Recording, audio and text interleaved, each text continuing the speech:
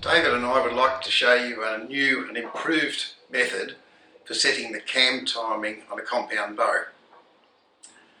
This is very important because if the cam timing is not set correctly, the archer will get high or low shots if they pull harder or softer into the bow's wall. If I give you an example, if we take the bottom cam, if that gets to its fully rotated position before the top cam, as the archer pulls further into the wall, the top cam will rotate a little more, unwrap a little more string, and then the bow's riser will tilt a little bit top towards the target.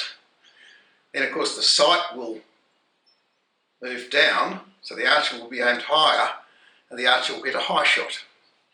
Now, as we noted, if the cams are not set correctly, as the archer pulls harder or softer into the wall, the bow's riser will rotate. So our new method is measuring that rotation directly by having a laser attached to the riser of the bow.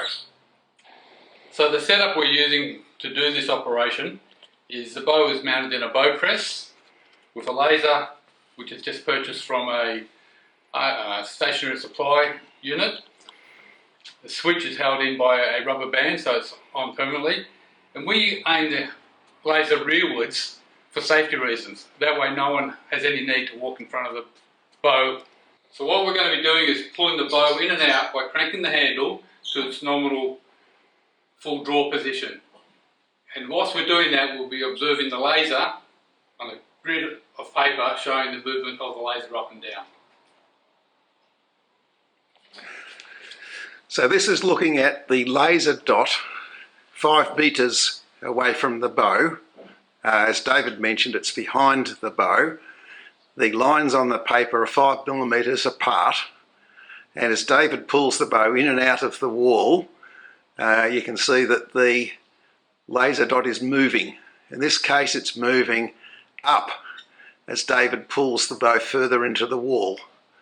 That means that in this case the bottom cam is rotating fully before the top cam, so we need to advance the top cam a little bit.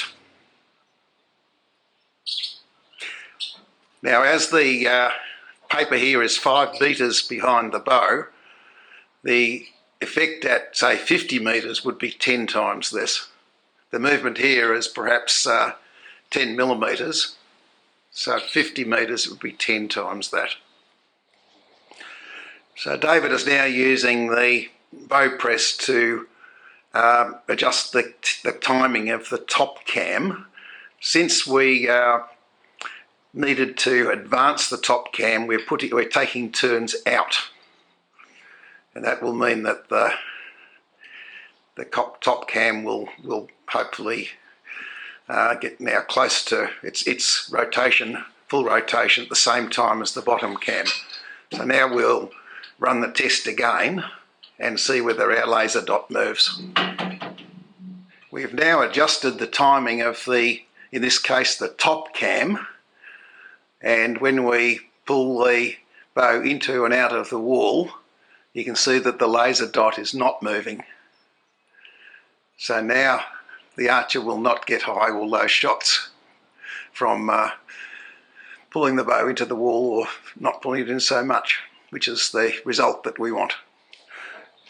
Now, when we're doing this, we have one person at the bow pulling the bow into and out of the wall, and then we're watching the laser dot on the bit of paper 5 metres away, and that's pretty easy with 2 people.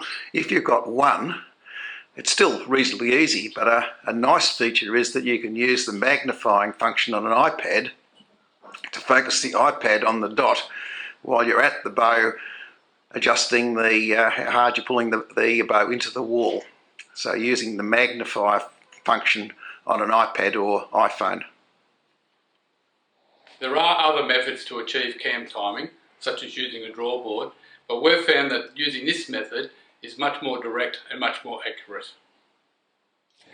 As David noticed, we have found this to be a very accurate way to set the timing, And an interesting feature is that when we've used this method to adjust the timing of now quite a number of Australia's top compounders, an immediate comment is that the wall is much harder